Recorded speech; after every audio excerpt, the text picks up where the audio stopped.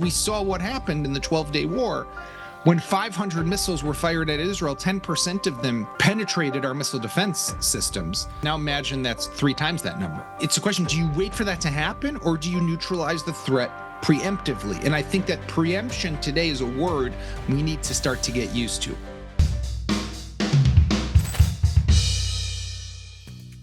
Hi, everyone, and welcome back to another episode of Off the Record, the show where we go beyond the headlines so that the real stories can come to light. Today, we're covering issues that feel both global and deeply personal, from the high-stakes nuclear negotiations with Iran to the unrest on our own streets, and finally to the unresolved questions surrounding October 7th and the leadership failures that still hang over Israel. I'm Zina Rakhamilova. Let's get into it. We begin, of course, with Iran. The second round of negotiations between the United States and the Iranian regime is set to begin tomorrow in Geneva. On the table, at least from the American side, is setting back Iran's nuclear program, halting its ballistic missile production, ending its support for regional terror proxies, and stopping the regime's brutal repression of its own people. Tehran, meanwhile, insists that it will only discuss its nuclear program, nothing more. So not much seems to have changed since the last time we covered this topic. It feels like they've been dead on arrival, and I would hope it means that the Americans and the Israelis are closely in coordination on some bigger plan. On Saturday, the U.S. President Donald Trump warned that it would be a very bad day for the regime if the negotiations were to fail. When asked on whether he supported regime change in Iran, Trump gave what I think was a very politically straightforward answer, which is that it would be the best outcome. Meanwhile, an additional U.S. carrier, the USS General Ford, and its strike group is moving into position, and it could take several weeks for it to reach the Persian Gulf. This is happening while President Trump and Israeli Prime Minister Benjamin Netanyahu agreed last week that the U.S. would increase economic pressure on Iran, particularly targeting oil sales to China. This matters because more than 80% of Iranian oil exports go to China. If China reduces its purchases, the economic pressure on Iran would intensify significantly. The hope is that this would push the regime to make further concessions regarding its nuclear program. U.S. officials have said that the maximum pressure campaign will move forward alongside nuclear talks with Iran and the ongoing military buildup in the Middle East in preparation for possible strikes if diplomacy fails. So, we will continue to monitor the negotiations and keep you posted here on ILTV. Now, shifting from Iran to what's happening closer to home on the Israel and Gaza front, the first leaders of the new Board of Peace are set to meet on February 19th in Washington. Israel is now officially on the board, while other countries are still weighing in on whether or not to participate. At the same time, Hamas representatives have returned to Cairo for talks with mediators on a U.S.-backed plan to disarm the terror group. And now I think it's time to zoom in and speak about issues that are even closer to home. So far in Israel, no one has really taken proper accountability of what happened on October 7th. It's been just over 4 months since the return of the living hostages and the so-called unofficial declaration to the end of the war in Gaza, and yet we still have not had a commission of inquiry as to what happened. We do, however, have this 55-page document that Prime Minister Benjamin Netanyahu released to the state controller and to the public on February 5th of 2026. The document includes security-sensitive transcripts from senior politicians and leaders in the Shin Bet and Amman. It includes documents regarding Gaza, covering the period from Operation Protective Edge in 2014 up to the very morning of October 7th in 2023. Now, those leaked transcripts are, as an Israeli, really upsetting to read. In them, the security establishment says that their intelligence suggests that Hamas suffers and that they don't see any benefit in conducting any ground offenses. These intelligence reports even go back to February of 2024 and April of 2024, where the security leaders say that there's no reason to believe that Hamas is prepared for a ground invasion or any sort of rapid response of this nature. We should note that this is not the full transcript, but something that Netanyahu himself has cherry-picked.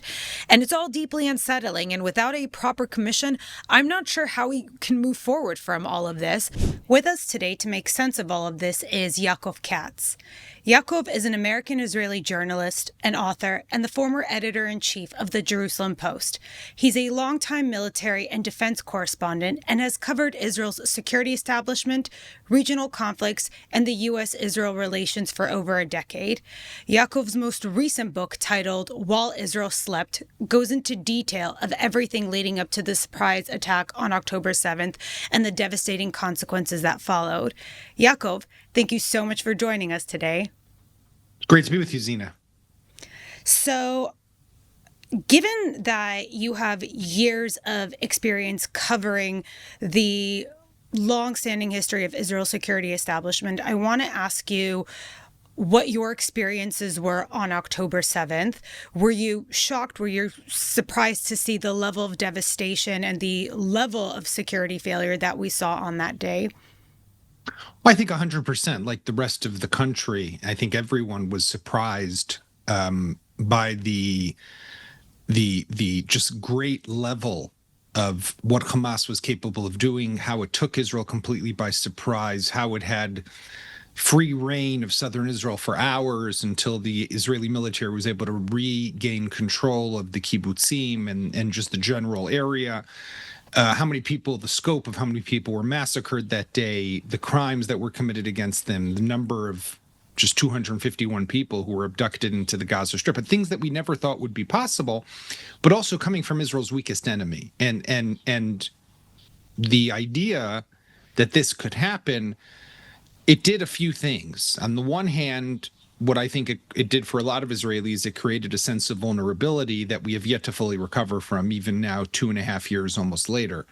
But the second thing that it did was it caused, I think, immediately people to understand that the policies that had been in effect and the national security doctrine that had been prevalent until that point, which basically in one word called for containment and to do pretty much almost everything to postpone and delay and stave off a conflict with Hamas, was broken and was not the right policy. And that's something that thankfully, as we speak now, has for the time being changed. Hopefully it will continue to be changed.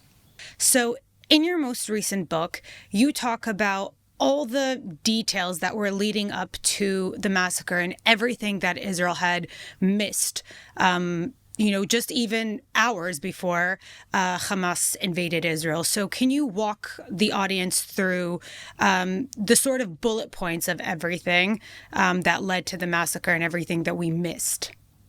Yeah, 100%. I mean, what we saw definitely in the 24 to 36 hours preceding was that there was a lot of information. There were a lot of alarm bells that were going off, and there was a lot of suspicious activity that was taking place on the Palestinian Hamas-controlled side of the border.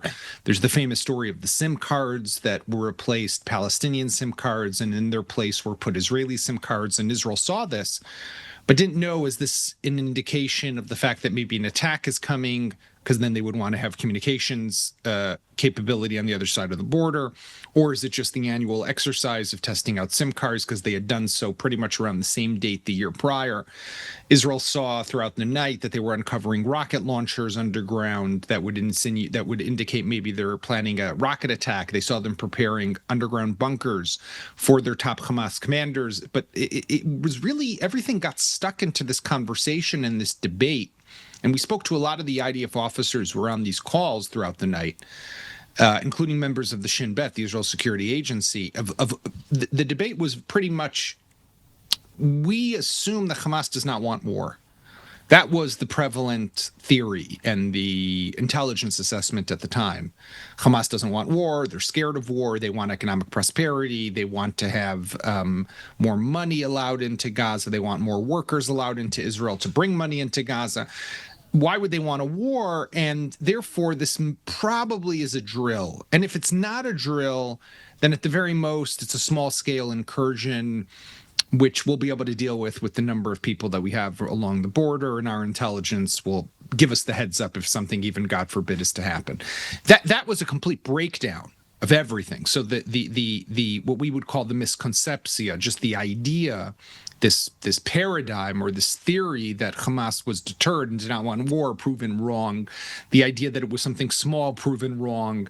The idea that it was a drill, proven wrong. The idea that the soldiers along the border would contain it, proven wrong. So you had a lot of these alarm bells. And I think that really at the core, Zina, is a maybe a conclusion that we need to come to as a country. That is, when you have a genocidal terrorist jihadist organization on your border that's calling for your destruction, you should pretty much take it seriously, right? It's not until that point on October 7th, the calculations were more political and diplomatic and economic for that matter. And can we use carrots and other levers to potentially deal with this threat as opposed to war? But sadly, if we don't deal with it in a kinetic way, it will come to our borders and it will invade our communities. And I think that's the very painful lesson from October 7th, because what it essentially does mean, if you really drill down and think about it, is that we're stuck in a very vicious cycle of conflict, because the enemy's not disappearing. We know that Hamas is still in control of about half of Gaza. Hezbollah is still in Lebanon with very significant capabilities. Of course, Iran, as we speak, is the standoff with them continues. But it just means that the painful conclusion is that Israel is going to have to fight still for years to come. And that's hard to digest and accept. I think for me, one of the biggest challenges to really understand what Israel should have done better is taking a calculated risk like that just based on the intelligence alone means that you're going to be risking the lives of, at least 500 soldiers. And I think maybe even you've said in the past that, we know that Hezbollah, for example, is planning and hopes to plan very similar style attacks of October 7th. And we need to really assess, how credible is the threat? How does everything collectively indicate that we should be risking the lives of so many soldiers in order to act on something that's very, very serious? And I want to understand where you think the balance of that is, not looking at every single thing that a terrorist is saying. You're right. When terrorists are claiming that they want to genocide you, we have to take that seriously. But terrorists also lie. So where is the sort of fine line with it all? No, you ask a very important and very tough question to answer, because it's not scientific. It's not something that I could say, well, when this happens, this has to be the response. There's always going to be a multitude of considerations and criteria that you have to keep in mind. Are you prepared for war? Do you have resilience? Do you have the ammunition? Do you have the missile defense capability? Is your military, is it not facing and suffering from battle fatigue? And I mean, there's so many elements here. Your economic capability, the international legitimacy, your allies around the world. You really have a lot of considerations. With that said, though, as you were speaking, I was thinking back to 2014, when during Operation what was known then as Protective Edge, about a 50-day war between Israel and Hamas. At the time, there were people within the security cabinet that was also, then the prime minister was also Benjamin Netanyahu, who were pushing Netanyahu to launch a ground incursion into Gaza. And for most of that war, it was from the air. And then eventually Hamas started popping out of tunnels, and Netanyahu acquiesced and agreed to a very limited incursion into Gaza just to deal with the cross-border tunnels that were very close to the border. But when this whole thing came up of an operation, the argument that he had, which then was illustrated by a leak of a military document to one of the TV stations during the war, saying that according to IDF assessments, 500 soldiers would be killed in this war, and that was something that the Israeli public did not support. Right? No one wants anyone to die, and definitely not such a number. But look at the numbers now. Right? I mean, 1,200 people massacred on a single day because we failed. Right? Hundreds of soldiers killed in the war that came because Hamas was so much more powerful. I mean, so again, what would have been in 2014 had we tried to destroy Hamas? You could always say would have, could have, should have. Obviously, it's easy now to look back. But I think that the general lesson is we can't allow these enemies to amass and obtain even conventional military capabilities. You see, if you look throughout Israeli military history, for the most part, except for maybe one exception, Israel never launched a preemptive war. It never went to war over conventional military buildup because our enemies were amassing weapons. We attacked Iraq's nuclear reactor. We attacked Syria's nuclear reactor. Nuclear was always in its own realm. But we never attacked Syria because they were amassing ballistic missiles or chemical weapons. The one exception could be the Six-Day War, although that's a historical argument in of itself. But what we saw on October 7th makes me think that we cannot even allow enemies to amass capabilities that will be used against us. And you hear this conversation, Zina, taking place now, everything that has to do with Iran. Israel looks at Iran on three levels. Nuclear, obviously, up here, but their development and production of ballistic missiles has us almost just as concerned about the nuclear weapons, because we saw what happened in the 12-day war. When 500 missiles were fired at Israel, 10% of them penetrated our missile defense systems. And look at how much damage and how many casualties they were able to cause. Now imagine that's 3 times that number. It's not 50. It's not 50. It's 150 or it's 200 that get through. They fire 2,000. I mean, and that's not a far away idea. So we really, it's a question, do you wait for that to happen or do you neutralize the threat preemptively? And I think that preemption today is a word we need to start to get used to, because that has to become part of our story now. Yeah, I think you're 100% right. And I'm hopeful that with Iran, at the very least, that Israel is making the right moves that it needs in order to, at the very least, prevent it from building up its ballistic missile program. I want to go back to October 7th and ask you one question that always pops up when people ask me outside of the Jewish pro-Israel community, often in the journalism community. When I speak to a bunch of journalists that come to Israel, their biggest question is, how could it have taken the IDF so long to show up? What kind of, some people go off to even imply that there was a stand down order because Israel has such a strong, sophisticated army that, okay, even a surprise attack like what Hamas did on October 7th, at the very least, the military should have gotten there within hours. So is there anything you can shed light on that for us? First of all, the stand down order is part of the idea of this conspiracy theory that exists. So I'll split my answer, if you'll allow me, into 2 different categories. Category number 1 is just on a general perspective. I've come to, because I get asked this question also quite often, is that when you have a crisis of faith, and that's what happened on October 7th, because there was a genuine belief that the Israeli military is so powerful and so capable, and it completely failed in such a terrible way that shakes your core belief in your military. And what that leads to then is you can't explain it rationally.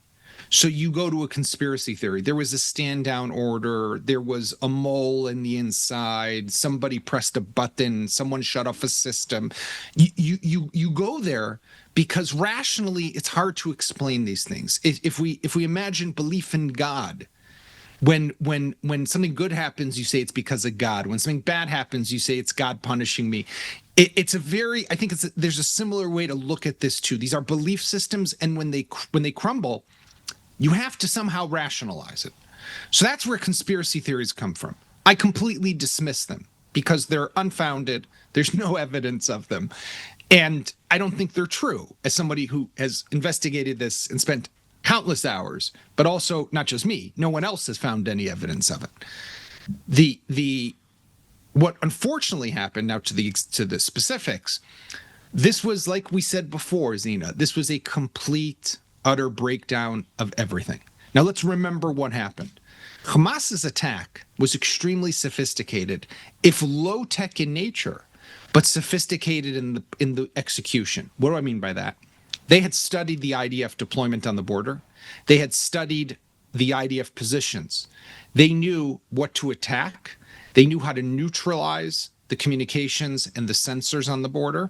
And they knew how to bog down right away the forces that were deployed along the border. So when they attacked at 6:29 in the morning, when the attack commenced on that Saturday, and they went to the borderline positions, what they were able to do was to bog down the soldiers who are then supposed to deploy to the kibbutzim. They weren't able to because they were fighting within their own bases, right? They got to the division headquarters, so the commander of the division, who's supposed to be able to relay to the Southern Command headquarters that are in Beersheba. The division is in Re'im, not far from the border. And he's supposed to then lead, this is Brigadier General Rosenfeld, lead the forces to defend and fight off. He's bogged down. He can't leave his own situation room because there are terrorists who are rampaging through his own base. So then you have no eyes, no ears, no real communications, no forces that are there to be able to immediately go in. Then you have another situation that's happening at the same time. Is this just the beginning of an attack, or is there another attack coming from the north? Or is this the only attack? And at that point, no one knew, right? So if you now send the entire IDF, you say to everyone, just get down there. Are you leaving the north vulnerable for an attack that will be 10 times in the size and the scope and the capabilities of what Hezbollah is able to do? You need a moment to figure that out. I'm not trying to excuse the decisions that were made. I'm trying to explain them. The government needed to understand what was happening before it could make these decisions. So you have these two situations. You have to gather and understand what's happening in the north, see if something's happening or not. I mean, I can tell you just the other day, I was talking with an intelligence officer who was in the room on October 7th, whose job was Hezbollah. He was the intelligence officer responsible for Hezbollah. And he, at a couple hours in, felt confident enough to go to the chief of staff and to the defense minister and say, I can confidently say that Hezbollah will not be attacking right now from the ground, right? But you need that information. So what we did see, though, we saw some units being sent down. We saw people just grabbing a gun and going down. It took a while for the military to be able to mobilize. But here's the other big issue that the Air Force has had to learn lessons from. And this is a real legitimate question. Okay, we get it that it takes time to send a Golani or an infantry brigade or a battalion.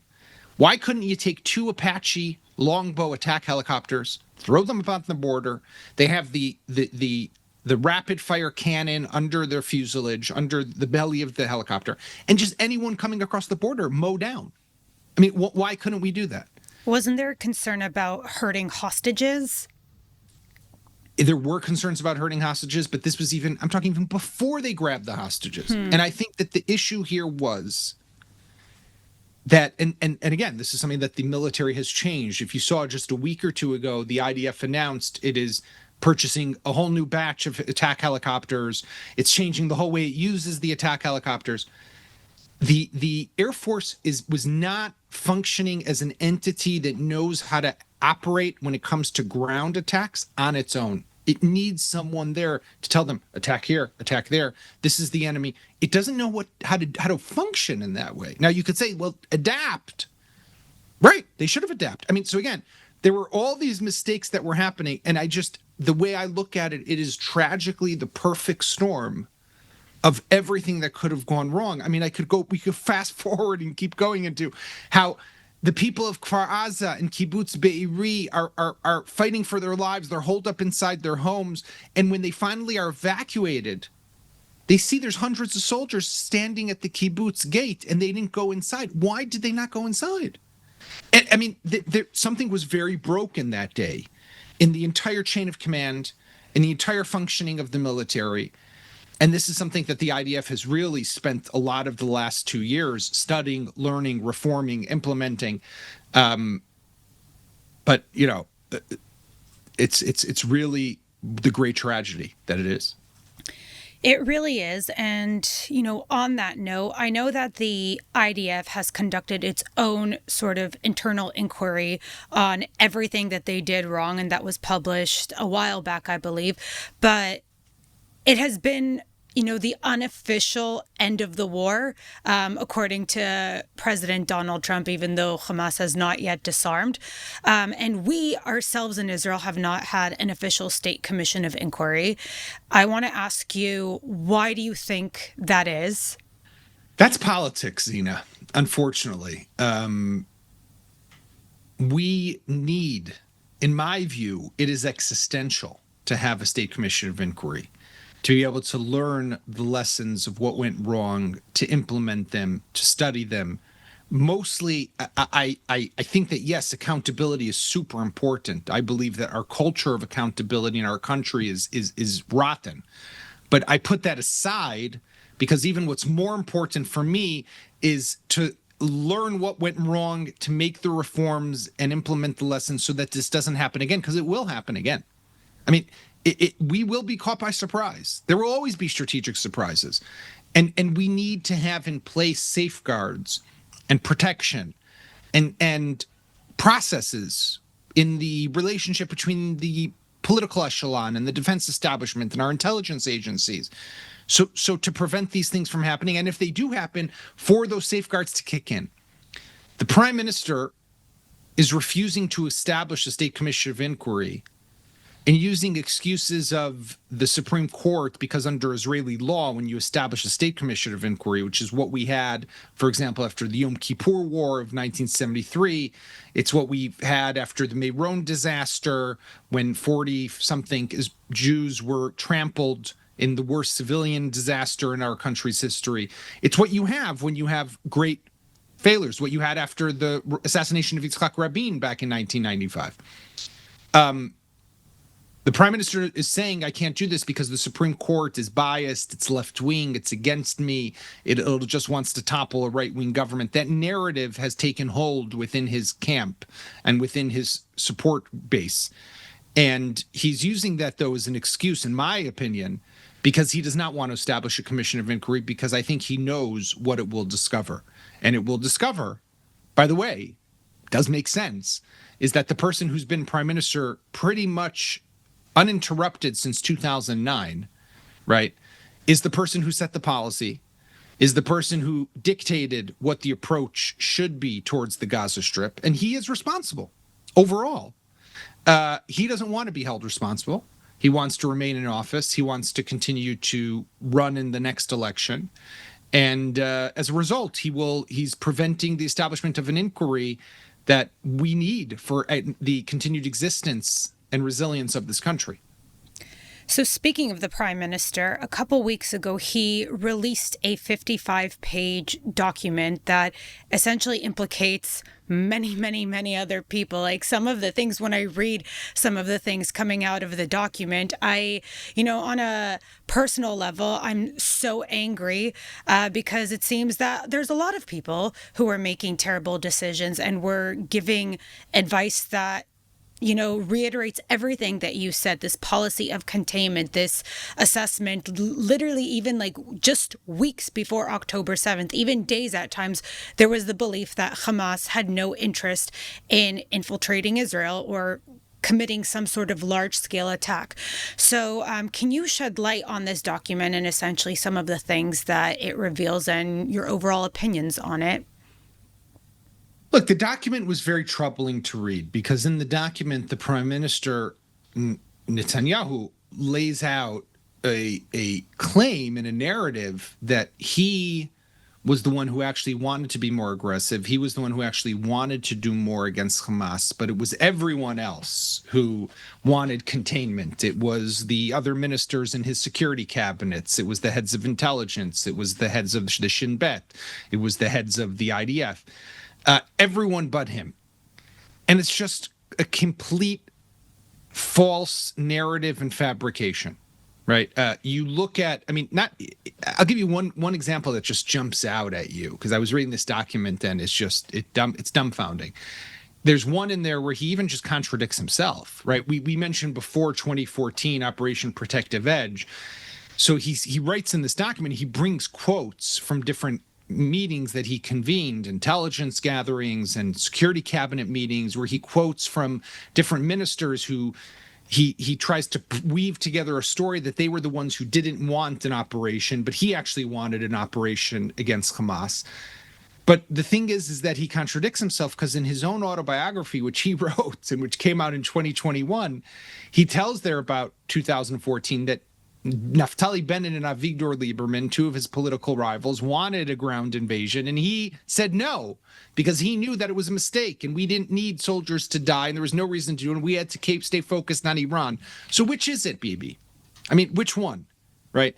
That's just one example. The bigger problem that I have with the document, though, is that, and I spoke to people in his office about this as well, but was that in the document, he opens with a number of bullets where in one of them is that he approved the selection and the declassification of quotes that were put into this document from intelligence, military, and government officials.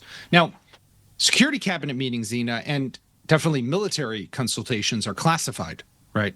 They are held, the transcripts are held in a safe in the prime minister's office. Now, of course, the prime minister has access to them. It's questionable whether he really has the legal authority to declassify them. But let's even say he does. Does it make sense? Let me say it this way. In what world does it make sense that the person who was in the job on October 7th, who was in the job for almost 14 years leading up to October 7th, the person responsible for the government and the country on October 7th, he will go through these transcripts. He'll cherry pick which quotes serve his interest. He'll put those in the document, but he doesn't release the full document. He doesn't release the full transcript. I mean, how does that make any sense? So what I said is no problem. You want to declassify? Give us the entire transcript. Let us judge by reading the entire transcript. And by the way, take out what you think is, if there's real classified raw intelligence that's being revealed, their sources or things like that. Of course, that shouldn't be revealed, but let us judge, right? No. So, I mean, it's a highly problematic document. He also released it while the other people who will also one day be called to testify before a commission of inquiry, if one were to be established, they did not have the opportunity to prepare a document like he did. There's a lot of problems with this.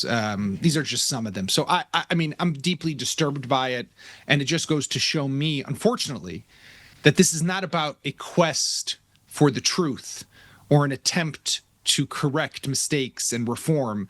This is about political narratives and survival. And as long as that's the case, then this is all just a game for some people, unfortunately. I don't doubt anything you say about Bibi, and I'm just going to play devil's advocate for a bit to say that when you hire security officials who say things, and I have here a transcript from the document of the military intelligence, Amman. This is 4 days before October 7th, saying the central aspiration in Gaza is to maintain calm along the line of the security fence. This goal can only be advanced through economic civilian arrangements, and a return to fighting is not expected. As the man in charge, if this is what you're, the people that you hired that are supposed to be the experts in advising you, why wouldn't you make any other decision besides based on the advice? But I agree with what you're saying at the very end, that at the very least, release the full document so that the public can make an informed decision.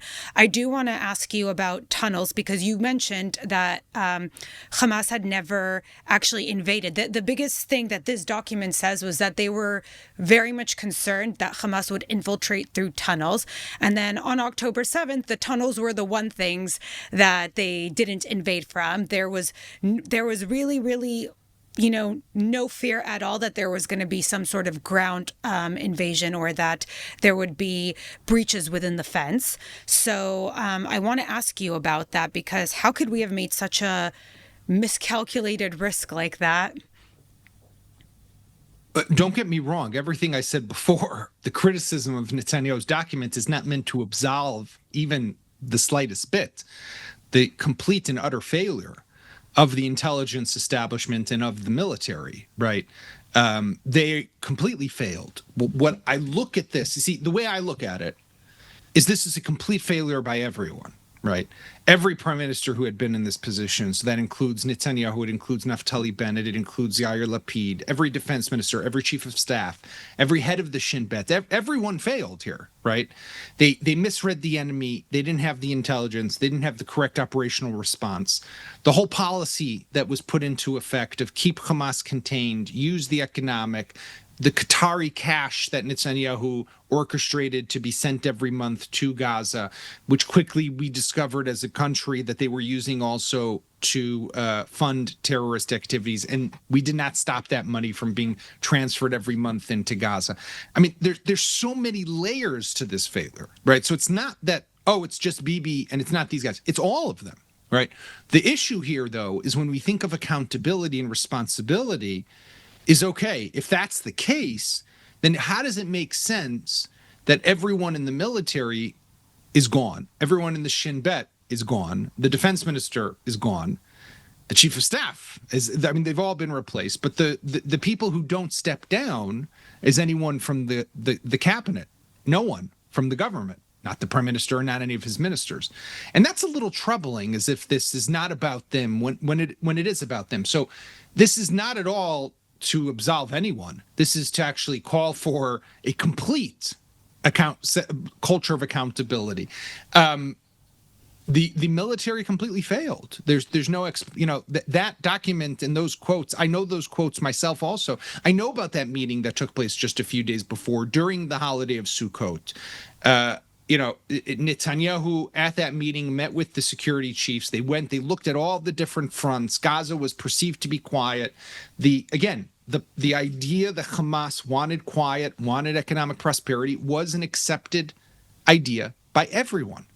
And it was one of the reasons that throughout that night, for example, you could ask yourself another question. By the way, this is one of Netanyahu's defenses. Why did no one call me to wake me up? But they also didn't call the defense minister to wake him up, because the belief was that nothing is happening. And you have to imagine, I mean, Zina, you live in Israel as I do. You can imagine, and I think most people can imagine, that in a country like the one where we live, and the nature of the threats that this country faces, nights like that, where is something happening, is something not happening, what exactly is happening, let's keep gathering information, let's see, probably happens more than once a year, right? Probably happens quite often, as a matter of fact, right? So do you wake up the prime minister every night? No, of course not. I mean, there's different, now, again, no one believed that this would happen. So were they wrong? 100%. Should they be held accountable? Yes, they're gone now, as they should be.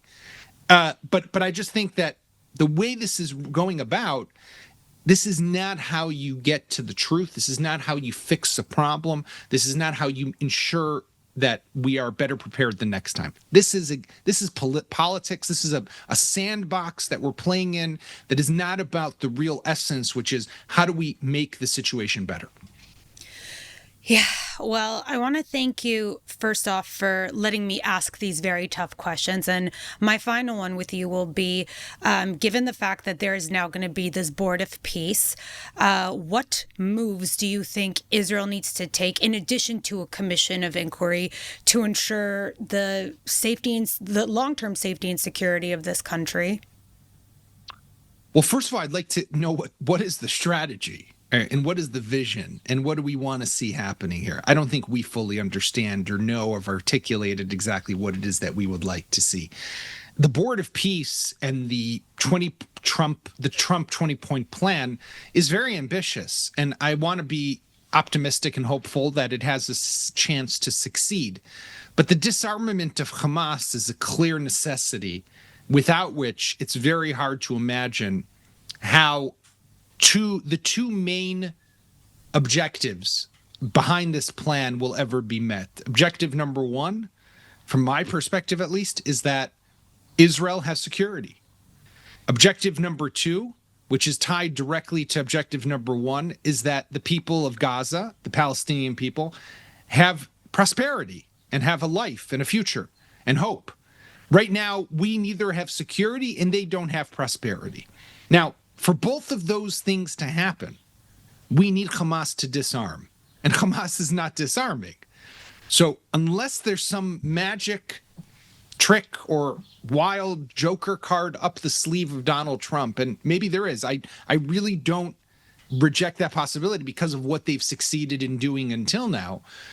Think of the hostage release in October when 20 living people walked out of Gaza. We never thought that would happen. Israeli intelligence didn't believe that Hamas would release all of them. But Trump was able to make that happen. So I don't disregard the possibility that he can also make this happen. And therefore, if it does, we're in a whole other reality. But if it does not, unfortunately, and this is tragic, but it's reality, and we have to recognize it. As long as Hamas does not disarm, as long as Hamas is there, it just means the countdown to another round is already taking place. Now, it might not be in a year, it might not be in 2, it might not even be in 5, but it will eventually happen. And Hamas will eventually grow stronger and obtain even more sophisticated and advanced weapons. So you have to ask yourself, based on everything you and I just discussed, if that's the case, then should we not be taking them on now when they're weaker, before they become stronger? And this is a very good question and a very good argument. And this is where all those other considerations come into play. Do you have the international legitimacy? Do you have the support that you need? Trump has the Board of Peace now. He wants you to give it a chance. You have to give it a chance.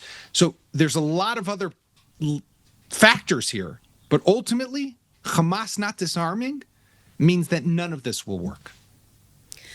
Yaakov, I want to thank you so much for sharing all of your insights with us today. And I encourage everyone to pick up his book titled While Israel Slept. And we will definitely be asking you to come back on the show very soon. Thank you very much, Zina. Great to be with you.